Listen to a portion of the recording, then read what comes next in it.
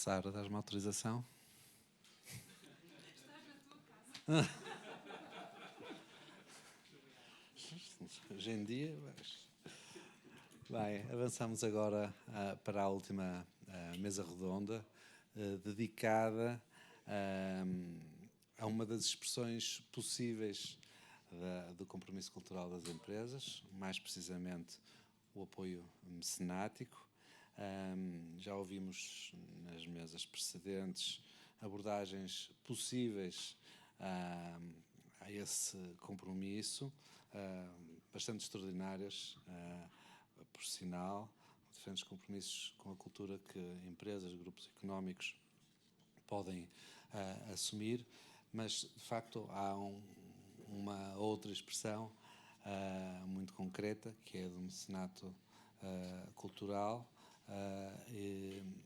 É óbvio que os exemplos precedentes também beneficiam das contrapartidas que a lei permite, mas iríamos conversar mais precisamente sobre a lei do mecenato em Portugal, e para o efeito convidamos o Dr. Mário Martins da Cruz, jurista no gabinete da Ministra da Cultura, que nos vai apresentar em linhas gerais o projeto de lei que está em curso neste momento.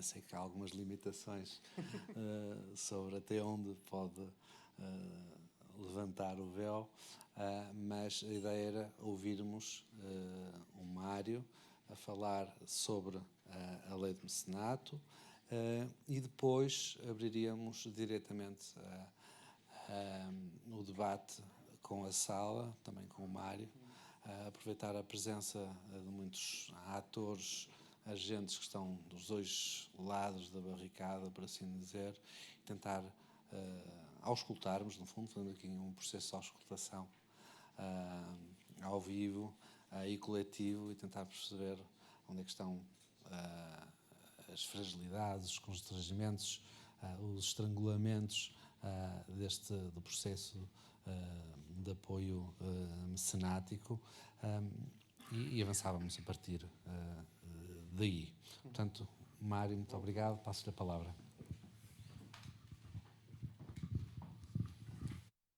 Boa tarde a todos. Antes de mais, agradecer ao Paulo e à Sara o convite para estar aqui, também à Sra. Ministra, que era a convidada principal, mas por razões de agenda não pôde cá estar, portanto confiou em mim para vos passar esta ideia. Eu tive esta sorte de ser convidado para este evento, porém vocês tiveram o azar de não só terem que levar comigo, mas que levar uma explicação sobre um novo regime legal que, dada a conjectura política, não existe. Nem vai existir tão cedo.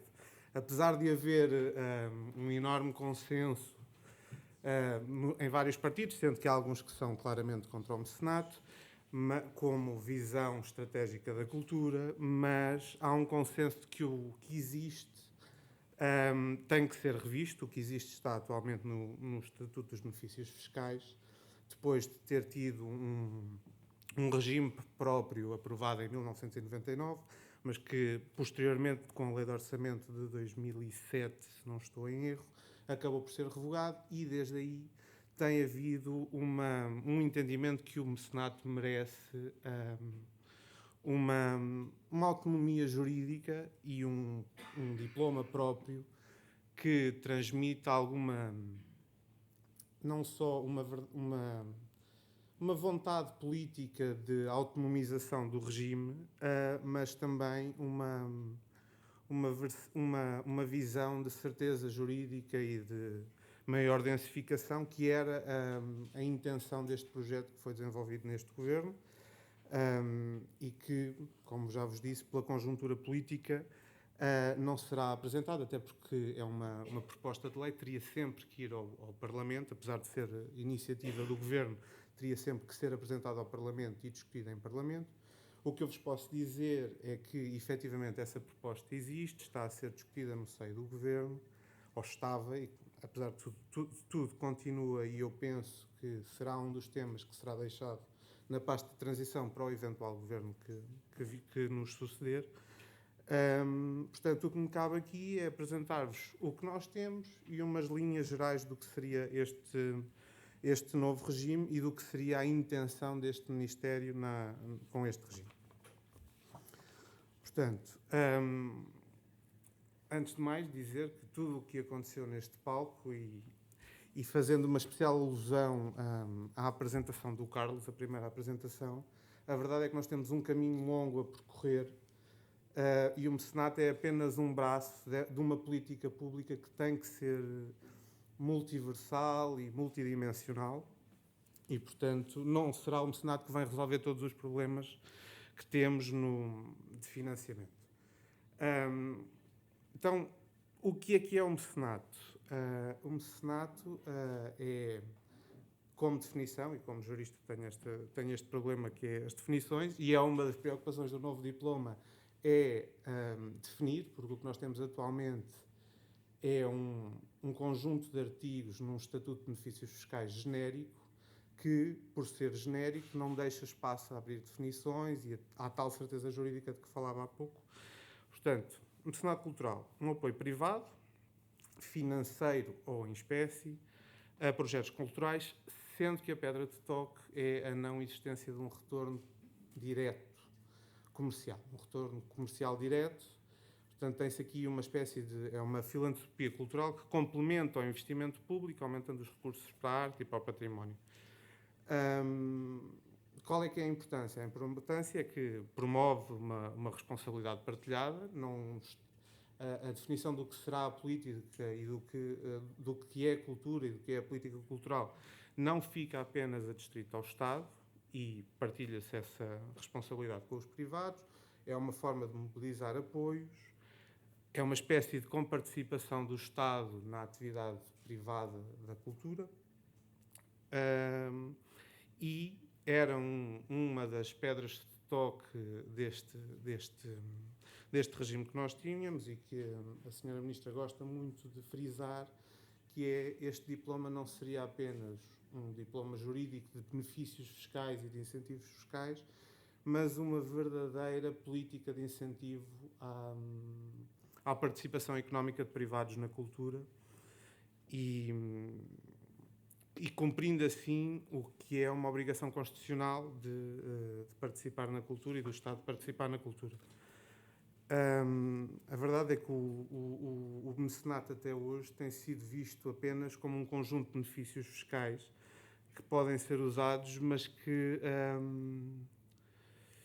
o que se pretende é aqui incentivar uma forma de estar, ou seja, esta lei a lei que nós preparámos, foi muito inspirada em regimes como a Lei Rouanet, a lei brasileira, no regime americano, que não tem uma lei própria, mas tem uma série de incentivos, porque a população americana e a forma de estar na cultura americana já há muito que depende do mecenato, e a ideia seria tornar esta matéria numa verdadeira forma de estar e normalizar o mecenato. Desculpem-me. Queríamos também que a responsabilidade fosse partilhada e que ter a cultura como um projeto de todos, seja do setor público, seja do setor privado, numa forma de tornar a nossa sociedade mais culta, mais rica e mais inclusiva. Queria também, e esse será o momento a seguir, ao escutar potenciais mecenas e beneficiários de mecenato, até porque todo este caminho que levou a este projeto foi feito com base em auscultação. Não importa aqui frisar que esta proposta não surgiu do nada, há um caminho que já vem sendo feito por vários governos e o governo anterior tinha feito um grande processo de auscultação, até por escrito, do qual nós fomos beber muita inspiração. E, portanto, o que é que me cumpre agora apresentar-vos? Não vos vou amassar com o que seria, efetivamente, acrescentada em termos técnicos, em termos de percentagens ao novo regime, porém, importa-me aqui trazer-vos o que seria as linhas mestras desse novo projeto.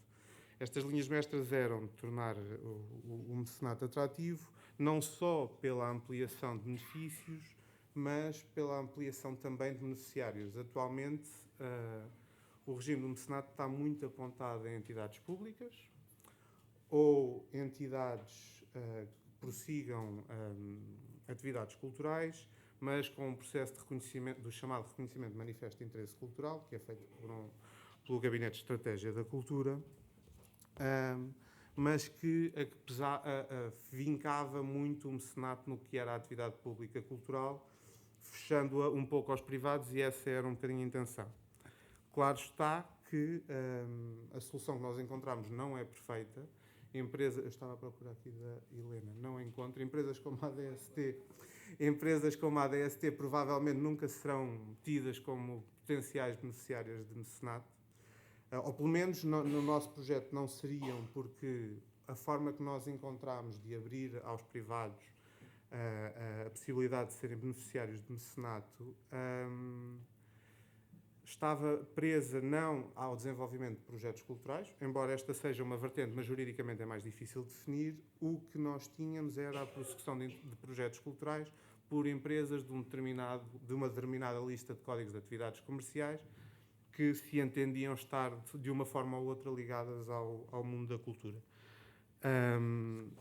Portanto, as principais inovações seria reforço dos benefícios. Aqui estaremos a falar do aumento das majorações em sede de IRS e de IRC, possíveis créditos fiscais. Estaríamos aqui a falar de um incentivo a mecenas estrangeiros que, ao não terem que pagar imposto cá, nunca teriam um benefício. Portanto, a ideia seria criar uma espécie de crédito fiscal para impostos futuros que tivessem que pagar.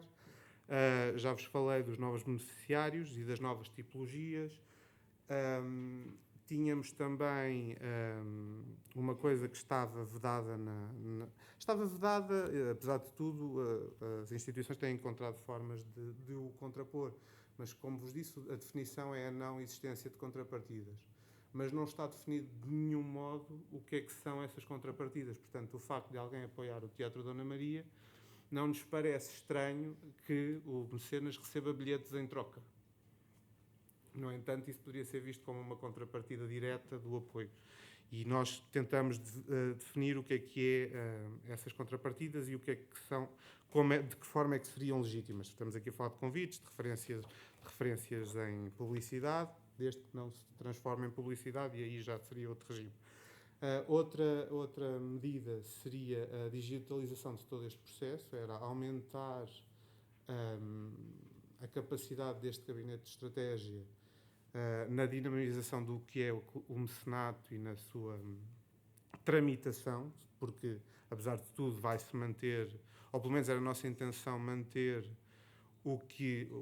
a questão dos reconhecimentos de manifesto de interesse cultural, mas também queríamos uma possibilidade de análise contínua do sistema. Portanto, teríamos um registro de nativos, uma consulta constante aos vários intervenientes, ainda assim tentando reduzir a burocracia através de uma plataforma informática, que é sempre o sonho de todos, temos uma plataforma informática que funcione para tudo e que nos resolva os problemas com um toque num botão. Já vos falei do crédito fiscal a não residentes. Uma das pedras de toque também, e esta vem de uma auscultação da própria Ministra e da experiência da Senhora Ministra enquanto diretora de museu, que era no mecenato em espécie, e esta nós antecipámos uma grande dificuldade por parte das finanças, que seria no apoio mecenático em espécie, ou seja, por exemplo, eu tenho sou diretor de um museu e quero contratar um determinado arranjo ou uma determinada obra de manutenção, e o que acontece é que, sendo que esta iniciativa seria apenas aplicável a entes públicos, a beneficiários públicos. Porquê? Porque estamos aqui a falar de um benefício de reembolso de IVA. Esta era uma das pedras de toque. Ou seja, no mecenato em espécie, a ideia seria, sempre que algum mecenas contratasse um serviço de manutenção, um arranjo, o que fosse, lhe pudesse ser reembolsado o IVA. Qual é que era a lógica? A lógica é, o mecenas, ao contratar uma manutenção, um arranjo, o que fosse, já ia estar a beneficiar aquela entidade pública. Se ainda tiver que pagar o IVA por cima, está a beneficiar duplamente. Está a financiar as finanças e está a financiar aquele equipamento público cultural. Portanto, esta seria uma das pedras de toque e uma das principais medidas defendidas pela Sra. Ministra. Tínhamos também um incentivo à compra de temporária arte contemporânea, e tínhamos um que eu acho que era dos mais interessantes, até porque fui eu que o sugeri, que é uma coisa chamada as áreas prioritárias, que era, em sede de orçamento de Estado, o Governo decidiria quais é que seriam as áreas mais importantes a serem objeto de mecenato naquele ano, ou seja, em sede de orçamento de Estado, seriam definidas determinadas linhas de áreas que mereciam maior apoio mecenático, e se os apoios os donativos fossem concedidos nestas áreas, as majorações previstas no regime seriam aumentadas naquele ano. E isto é uma forma de desenvolver política pública através do mecenato. Encontramos uma determinada área que carece de incentivo, e não só canalizando os meios públicos, canalizamos também meios privados.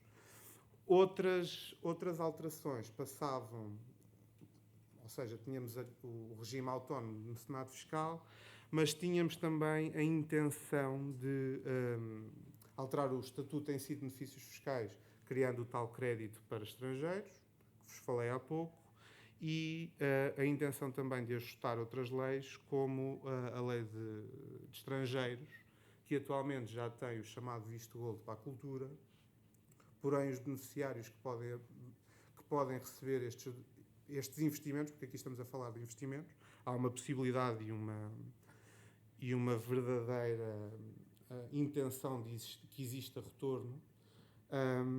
A ideia seria alargar a mais entidades beneficiárias. Neste momento, as entidades beneficiárias são essencialmente públicas. Até consta da lei uma coisa que é uma associação pública cultural, que eu e os meus colegas juristas não sabemos o que é, porque o setor público não cria associações. Portanto, ficamos aqui. Quais é que seriam os impactos esperados? Mais financiamento privado, uma ampliação do número de mecenas pela tal criação de uma cultura. Uma coisa que me esqueci de falar e que implica com este aumento de número de mecenas é que nós prevíamos incentivos não só para grandes empresas, mas incentivos fiscais dignos para pequenas doações, envolvendo até pessoas singulares na participação mecenática. A plataforma traria mais transparência e adesão, o aumento da cultura de mecenato, e por aqui me fica, acho que me está a passar qualquer coisa, mas por aqui me fico. Aqui tenho percentagens, portanto vou passar à frente. Impactos e relação com políticas culturais. O mecenato expande o financiamento disponível, permite realizar eventos culturais, exposições, produções artísticas que não caberiam no orçamento público. Permite, eu tenho aqui uma série de pontos que seriam os impactos: a preservação do património, que já vos falei, uma preocupação de certeza e clareza jurídica. Outra coisa que também era apontada e era uma das chaves deste projeto era o incentivo ao desenvolvimento local em territórios de baixa densidade, sendo que esta vertente seria pelas tais áreas prioritárias, ou seja, no projeto que existe já existia uma definição de quais é que seriam as áreas prioritárias no ano em que o regime entrasse em vigor, sendo que a ideia seria depois propagar nas diversas leis de orçamento de Estado, mas sendo que o primeiro interesse seria prever as tais majorações para projetos que tivessem uma vertente importante nestes territórios de baixa densidade e até incentivando mecenas, não tanto nos centros urbanos, a participar nestas atividades. Há aqui o outro impacto, é as parcerias estratégicas, a colaboração entre o público e o privado. Equacionou-se, e por acaso saiu da última versão que chegou a ser discutida, mas eu acho que pode vir novamente à baila em certa especialidade, a questão do match funding, que o Carlos falou há pouco, de entidades se proporem a encontrar apoio mecenático que seja equivalente no público. E pronto, depois tenho aqui um chavão que era criar uma rede de embaixadores da cultura, sendo todos agentes culturais, como já foi dito aqui hoje. A mensagem aqui importante é: o mecenato é uma parte integrante da estratégia cultural nacional, mas não é uma forma de substituir o Estado. Ou seja, potenciamos políticas culturais com apoio dos privados, tornando o acesso mais forte e diverso, fruto de um compromisso junto do Governo e dos agentes culturais, mas caminhando sempre do compromisso do atual Governo e de governos anteriores de aumento do orçamento da cultura, ou seja, o facto de existir mais mecenato não implicaria menos investimento público e, portanto, teríamos um win-win para ambos os lados.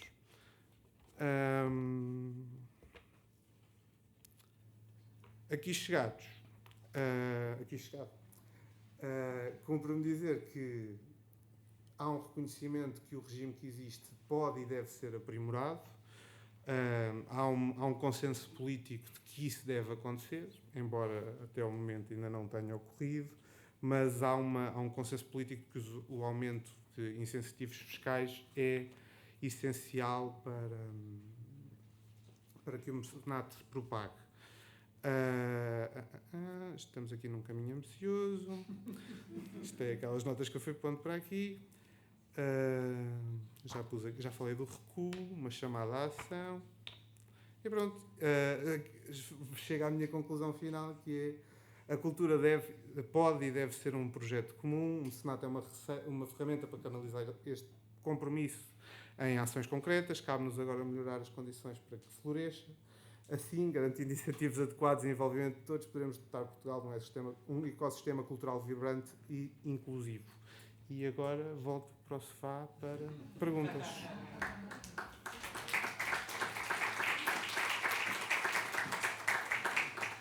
Muito obrigado, Mário. Aqui de uma forma ultra sintética. E se quisermos aqui elencar um bocadinho em traços gerais que acabamos de apresentar, há aqui um esforço de precisão no enquadramento legal do novo regime, do alargamento do âmbito dos beneficiários, alargamento do âmbito também dos benefícios fiscais e da diversidade das contrapartidas fiscais, um esforço grande de desburocratização e de simplificação. Acho que chegamos aqui ao momento certo, uma vez que com a situação política em que vivemos, ganhamos aqui um buffer para se calhar poder introduzir um novo momento da auscultação, não é? Um novo momento da auscultação. Portanto, num primeiro momento convido a sala a comentar o que ouvimos, porque pode ser que daqui surjam algumas ideias importantes. Como eu dizia, temos atores presentes provenientes de diferentes horizontes, diferentes locais do setor da economia portuguesa, incluindo o setor cultural, e portanto, se quiserem aproveitar este momento para contribuir para este debate, será muito bem-vindo.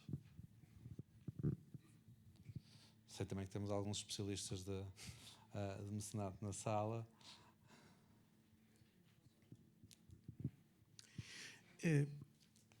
Boa tarde, obrigado. A minha questão é sobre, de novo, produção de informação. Desde o primeiro estudo, primeiro e único, aliás, de grande foco sobre o mecenato cultural em Portugal, no balanço dos 10 anos da lei do mecenato, e depois em estudos mais recentes, aliás, basicamente um estudo mais recente, promovido por Jorge Barreto Xavier, enquanto Secretário de Estado da Cultura. Um dos problemas centrais que se colocou foi a dificuldade de obtenção de informação sobre, não vamos falar em mecenato, vamos falar em benefícios fiscais e aplicação no âmbito, nesse âmbito, portanto, em princípio, mais fácil de apurar. A questão que coloco então é se nesse desenho está previsto de alguma forma um processo de monitorização e de produção de informação que permita, digamos, justamente acompanhar a evolução dos processos, dos montantes, enfim, a informação, os indicadores possíveis e de produção de informação também de divulgação dessa informação. Obrigado. Obrigado pela pergunta. Sim, estava.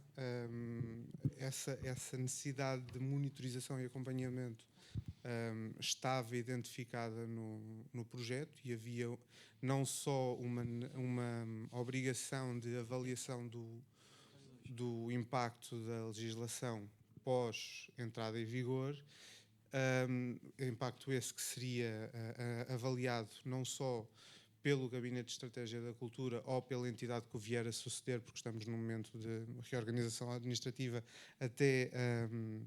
que é até uma obrigação por efeitos do PRR e decorre da extinção da Secretaria-Geral da Presidência do Conselho de Ministros, e, portanto, o GEPAC era um dos organismos que vai ser alvo dessa reestruturação. E a lei previa, ou a nossa proposta de lei previa essa necessidade de avaliação de impacto posterior feita tanto pelo GEPAC como o apoio das finanças, e estava paralelamente prevista um aumento das atribuições e das competências neste GEPAC, ou na estrutura que o vier a substituir,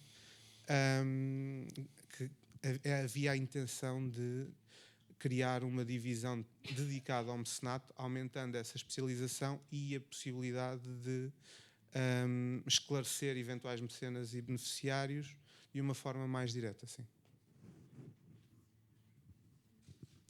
Por favor. Está aqui uma senhora.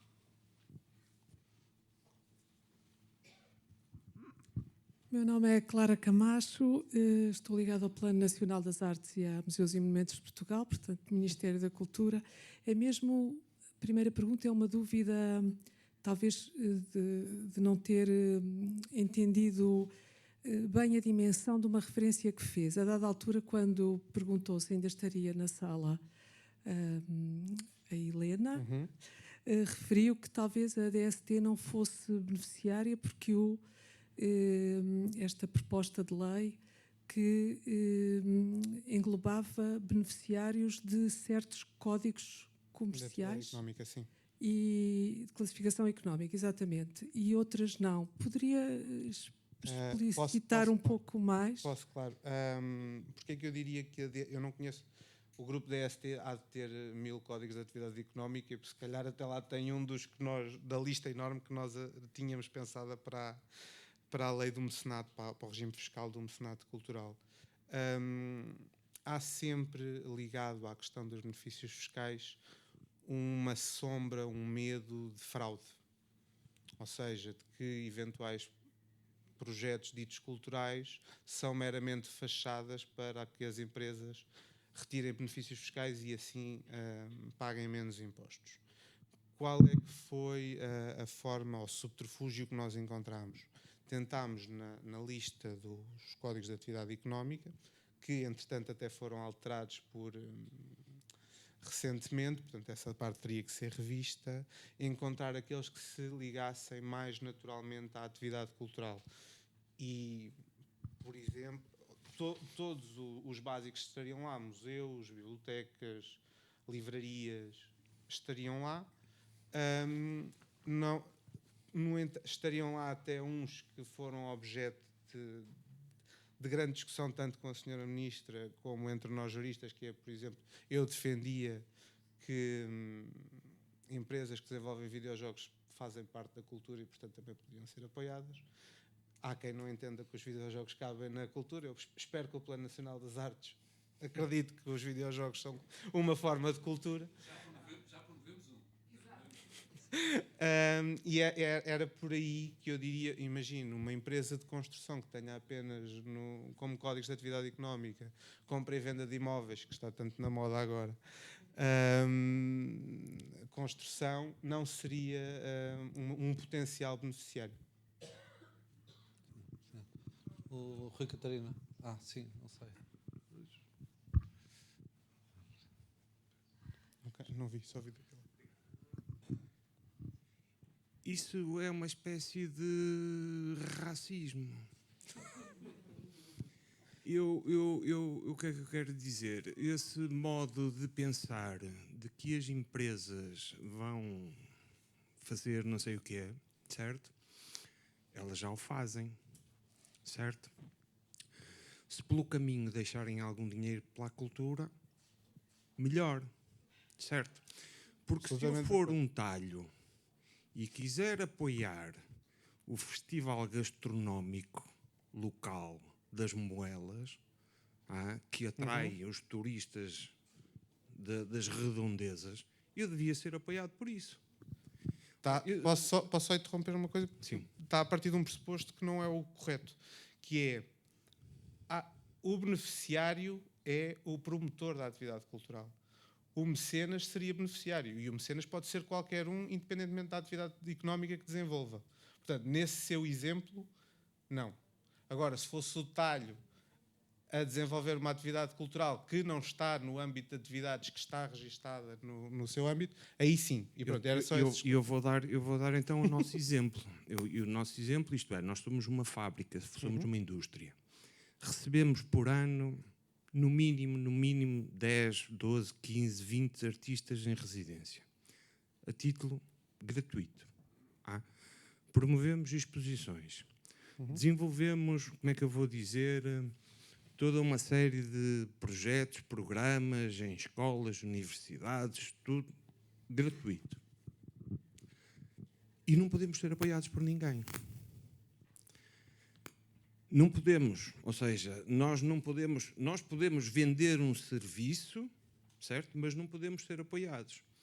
E isso leva-nos leva-me a uma circunstância que é, nós estamos como é que eu vou dizer, no limite de criar uma associação cultural, para vos enganar.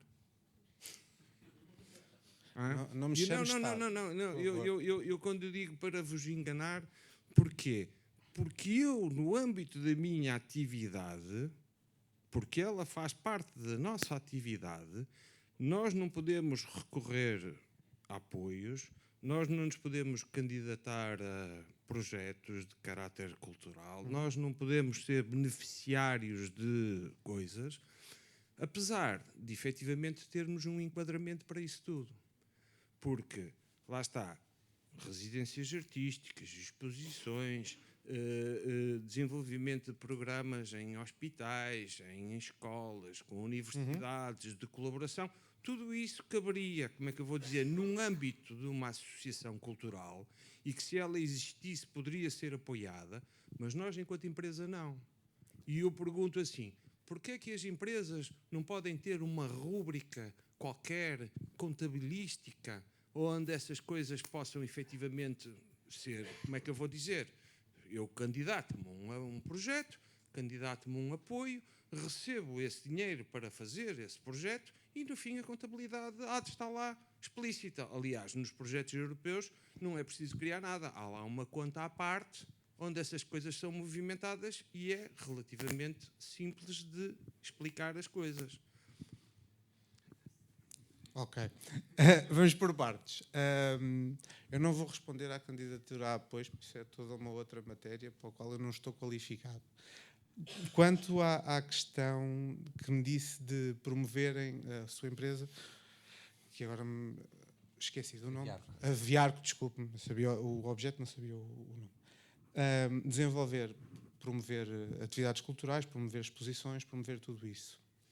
Essa foi a forma que nós encontramos. Atualmente, no regime, empresas privadas não têm forma de receber ou de ser beneficiárias de mecenato. O que é que nós encontramos? A verdade é que alterar os cais é fácil. E a nossa ideia foi criar esta possibilidade de determinados cais poderem ser beneficiários de mecenato. Isto porque nós temos sempre um peso muito grande, que é a máquina fiscal. Portanto, uma repartição de finanças, a primeira coisa que iria olhar era para a existência desse CAI, ou para a existência de um CAI que não é beneficiasse, que demonstrasse que é uma empresa possivelmente beneficiária.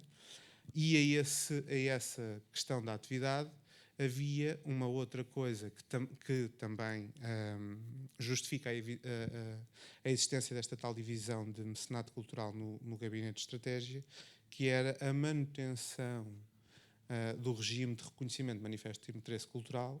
E aí sim o que é que acontece? Só seriam objeto de mecenato, ou só poderiam ser objeto de um donativo mecenático determinados projetos que fossem entendidos como reconhecido mérito cultural, sendo que os critérios seriam depois desenvolvidos em portarias, desenvolvidos com as entidades do setor, ou seja, o reconhecimento do interesse cultural, tal como já acontece atualmente, seria avaliado pelos serviços públicos mais ligados à área do projeto em si.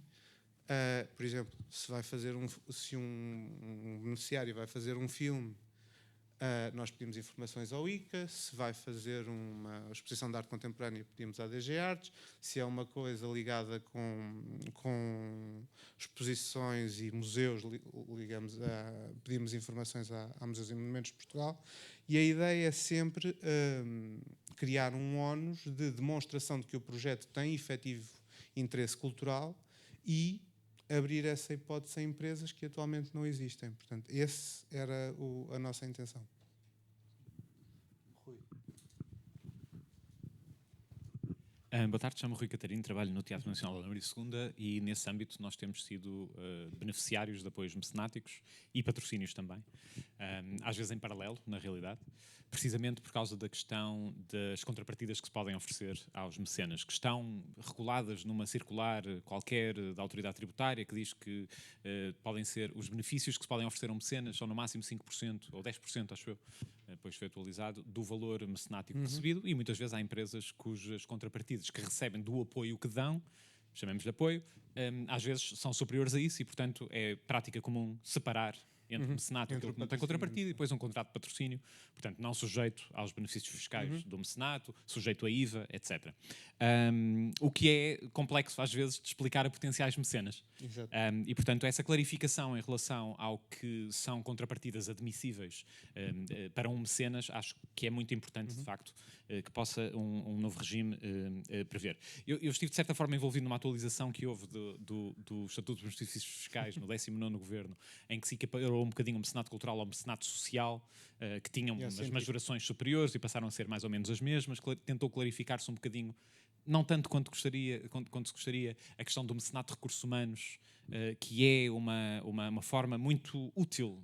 Nós, neste momento, beneficiamos, não formalmente, porque a empresa não teve interesse em declarar isso para efeitos fiscais, mas, na realidade, equipas que estão a trabalhar para o Teatro Nacional da Dona Maria II como de uma consultora, como oferta, digamos assim.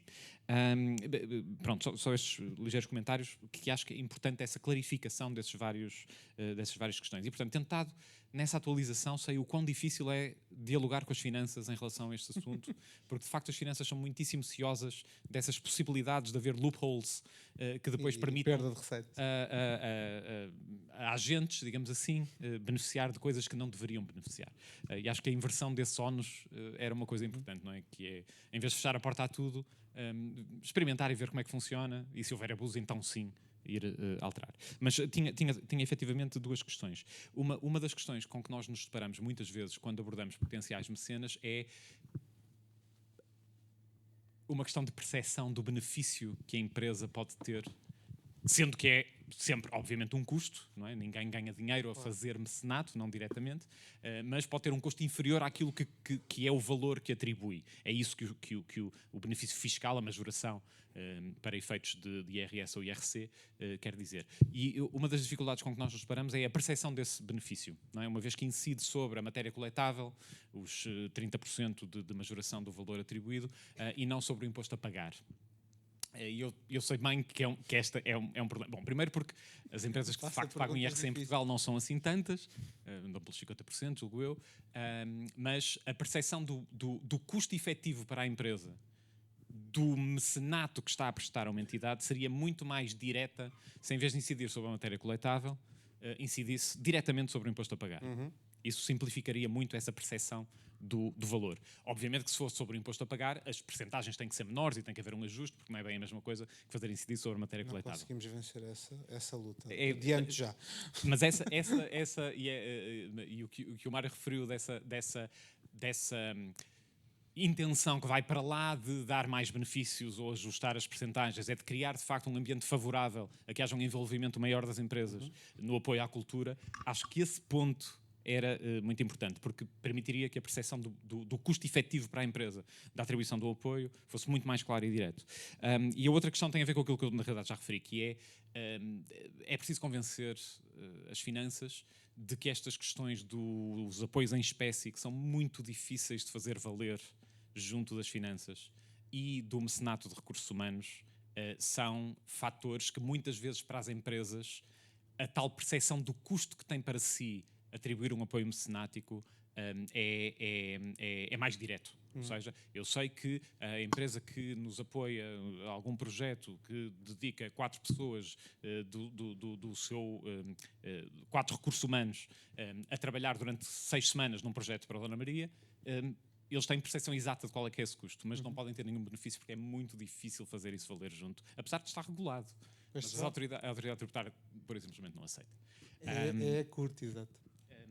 Pronto, portanto eram estas duas questões, ou seja, por um lado uma percepção mais clara do custo efetivo e por outra estas outras duas formas que muitas vezes são muito mais fáceis de obter por parte das empresas do que dinheiro vivo, que são utilizar os seus próprios recursos humanos ou aquilo que produzem como apoio mecenático e terem algum tipo de benefício com isso.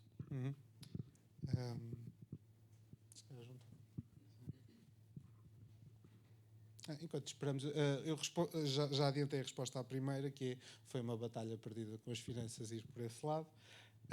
No que toca ao mecenato em espécie e ao mecenato de recursos humanos que está incluído no mecenato em espécie, essa foi uma das preocupações de densificação do projeto e era uma das coisas que não se permitiria ao estar inserido como artigos avulsos no Estatuto dos Benefícios Fiscais. Portanto, havendo um regime fiscal próprio, autonomizado, que permite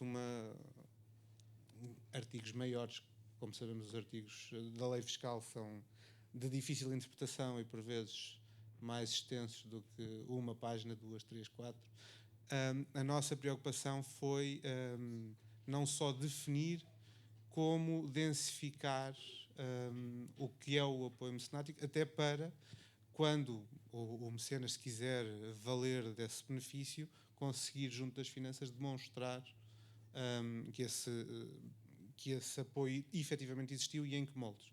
Portanto, essa foi uma das nossas preocupações.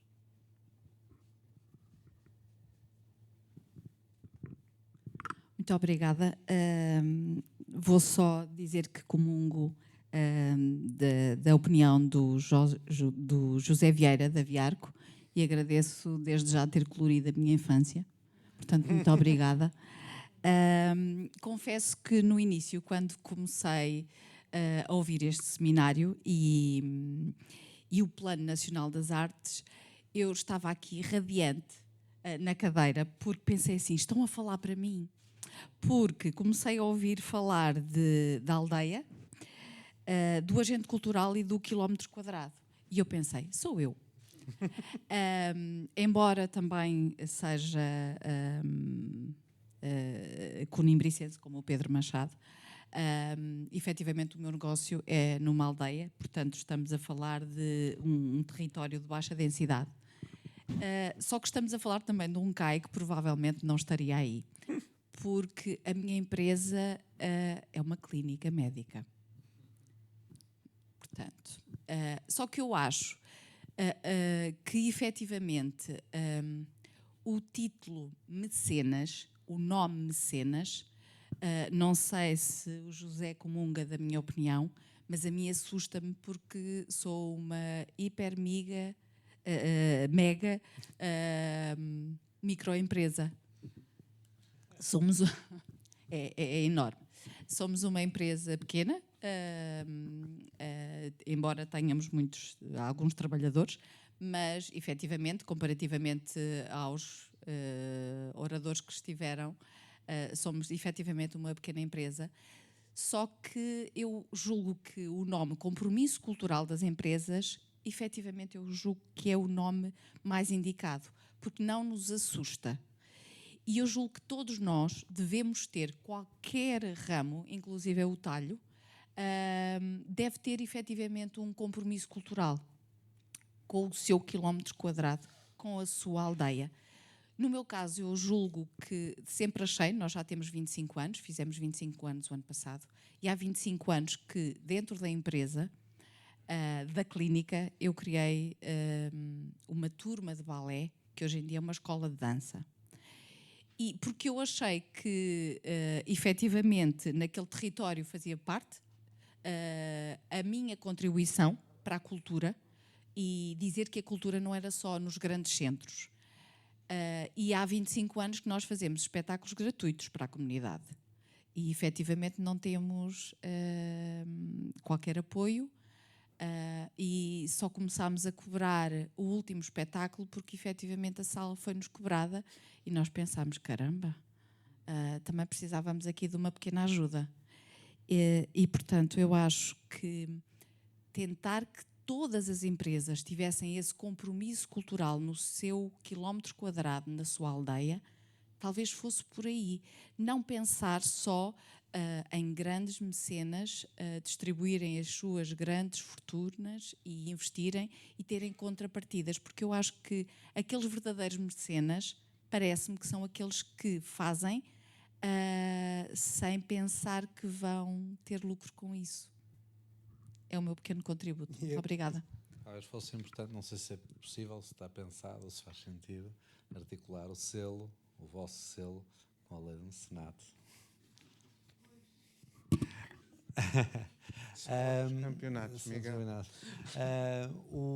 Eu se calhar, já não temos muito tempo, mas eu vou se calhar aproveitar a presença da minha colega, Susana Prudêncio, que é a diretora adjunta do nosso serviço de marketing e responsável pela angariação de mecenatos e patrocínios na Fundação. Nós fazemos-lo também.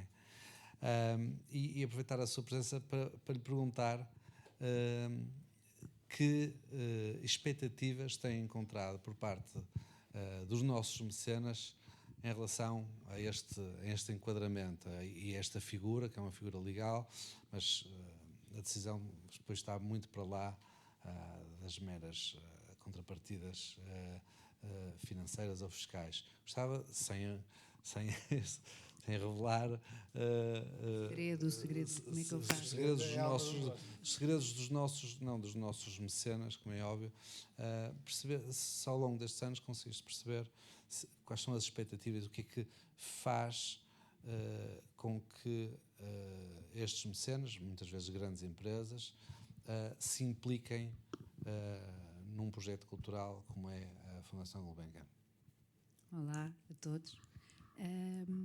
Eu acho que o que os move é o verdadeiro reconhecimento.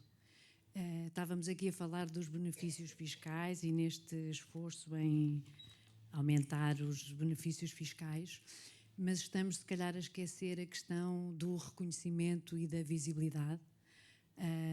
Esta lei, de facto, não dá aos mecenas grande visibilidade, a questão de, independentemente do valor da doação, as pessoas todas, os mecenas têm uma visibilidade igual. Quem dá 10 mil euros é igual a quem dá 100 mil euros. Portanto, era muito importante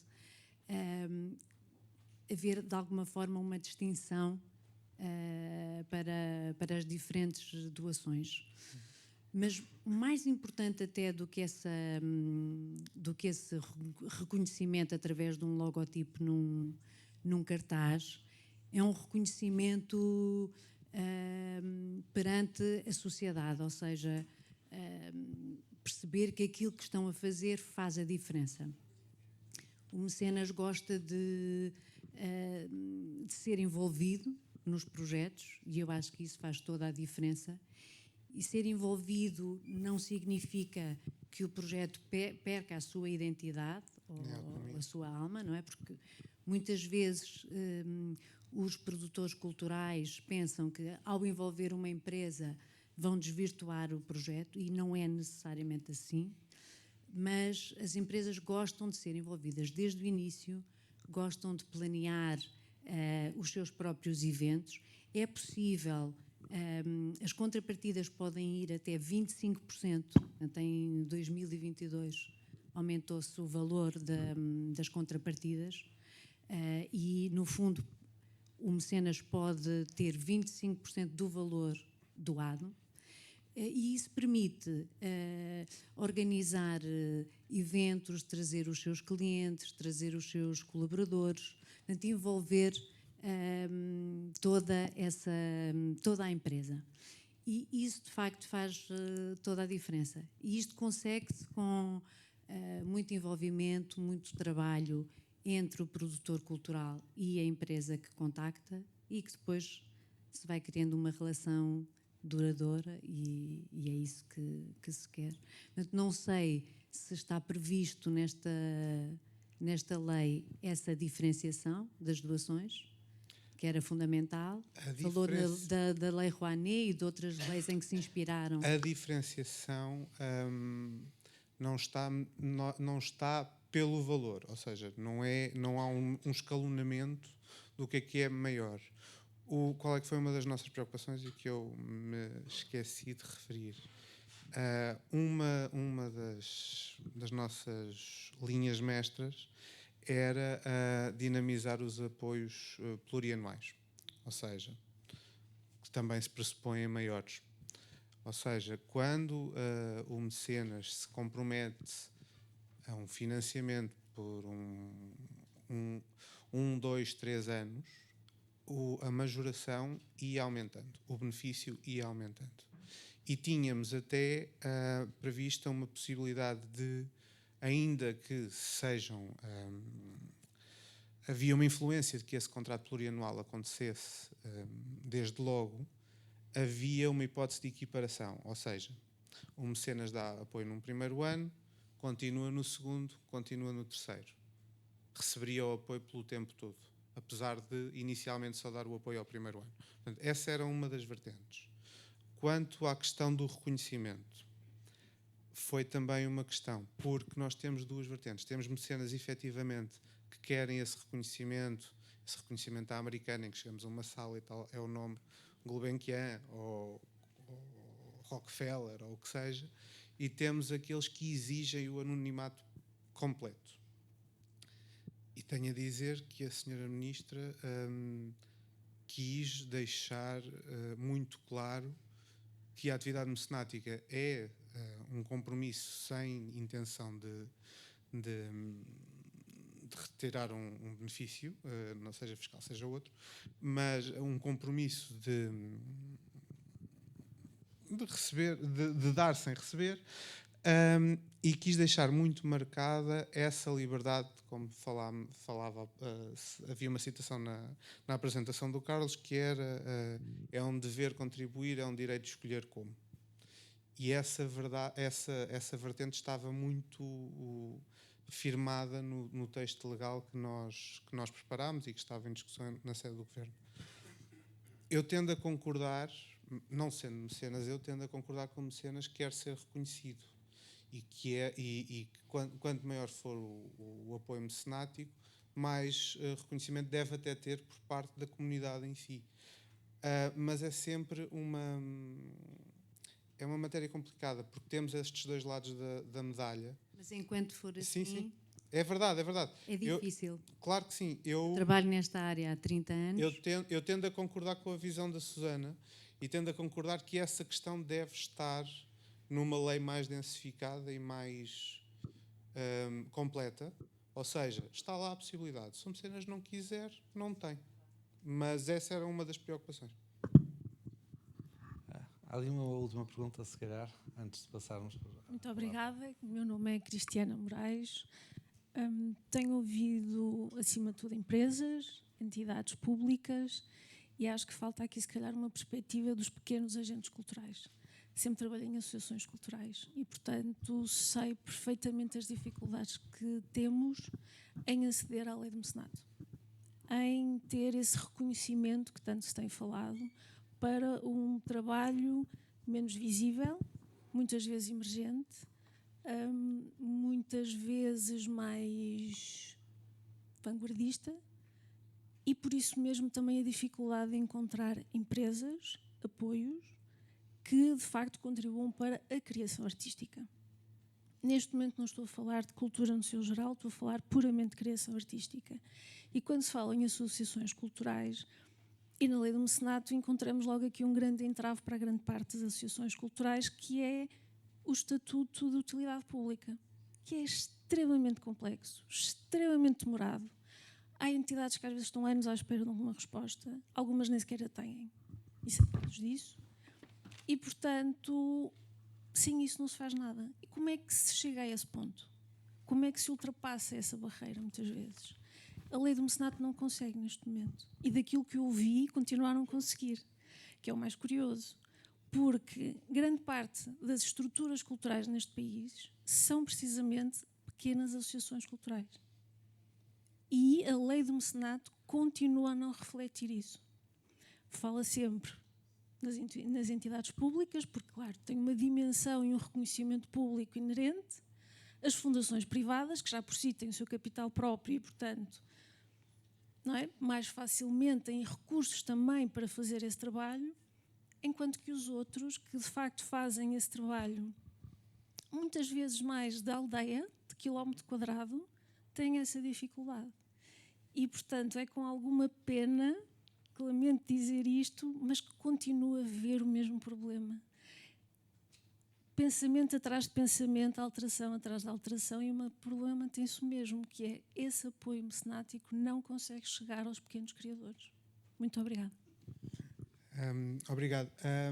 Eu não entrei no detalhe técnico do que seria o aumento das entidades beneficiárias, mas esse aumento implicava isso, implicava a não necessidade de estatuto de utilidade pública nas associações culturais, implicava o aumento de entidades privadas até com objeto comercial, ou seja, não se exigia, como se exige atualmente, a não pretensão de fins lucrativos.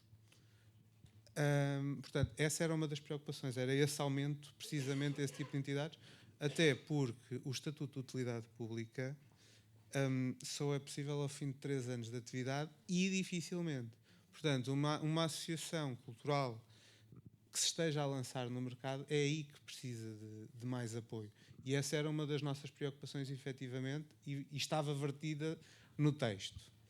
Voltando ao que eu já disse, não me posso comprometer com nada, porque o projeto, neste momento, é um fantasma que existe só, simplesmente.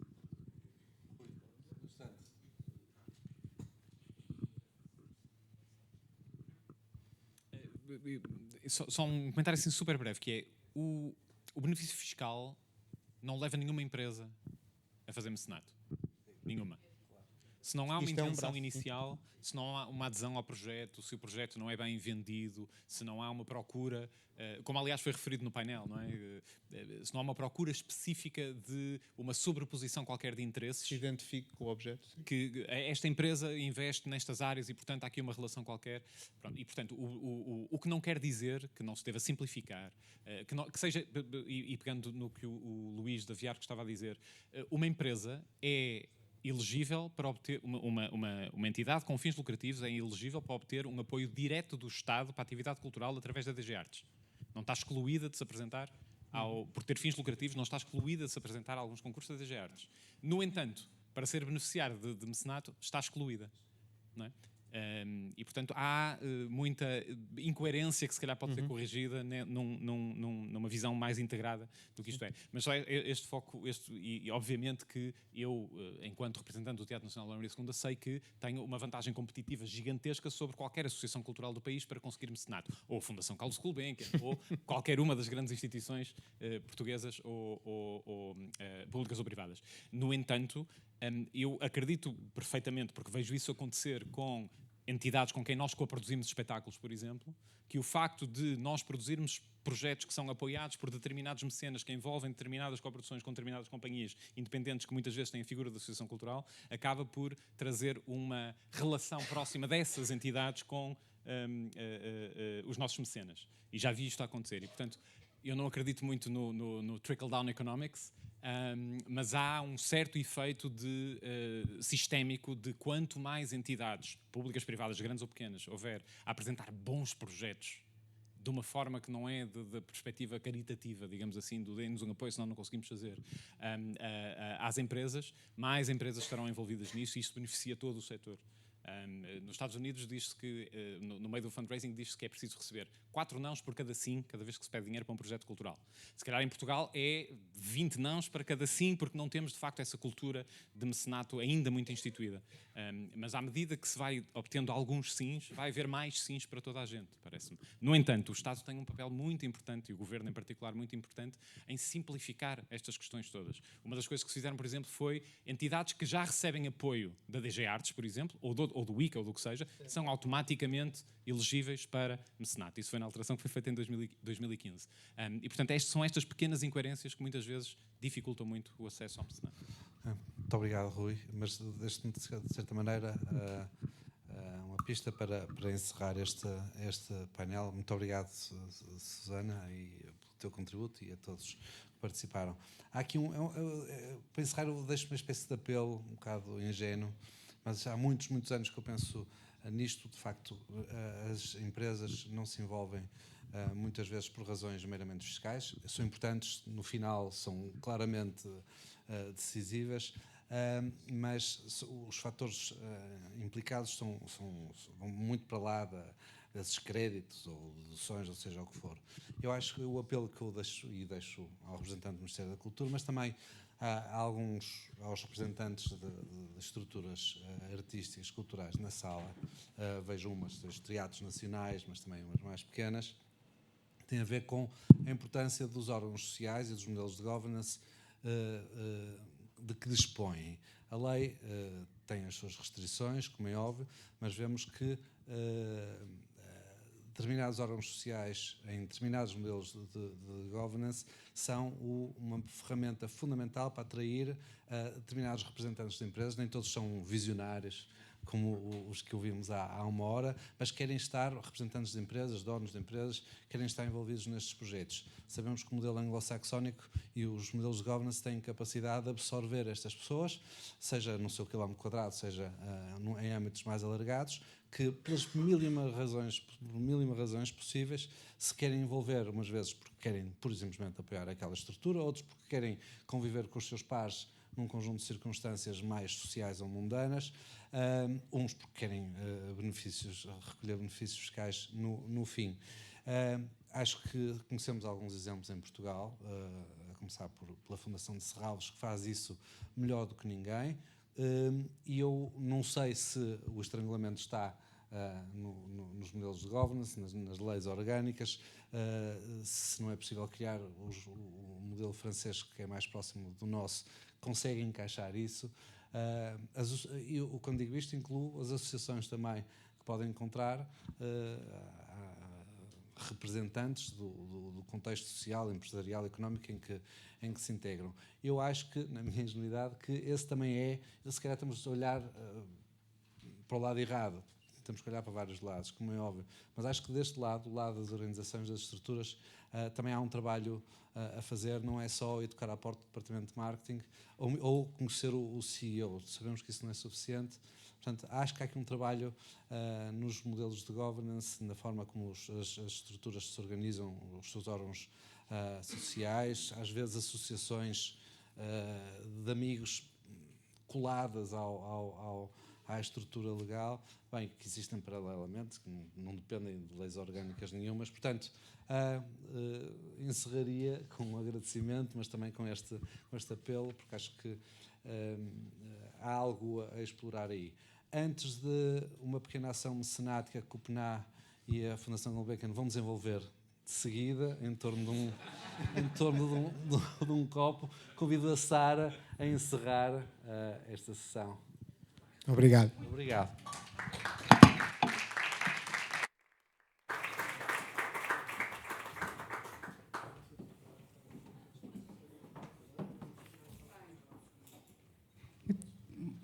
Já chegámos aqui, foi longa a tarde, eu acho que foi super útil neste processo de escuta.